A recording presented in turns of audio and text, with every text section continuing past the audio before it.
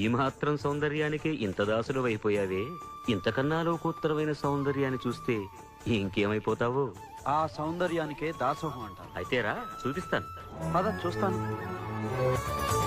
కడు దివ్య రూపమా గరుడ వాహనమా శ్రీహరి సేవా దీక్ష జ్ఞాన వైరాగ్య పక్ష కడు దివ్య రూపమా గరుడ వాహనమా శ్రీహరి సేవా దీక్ష జ్ఞాన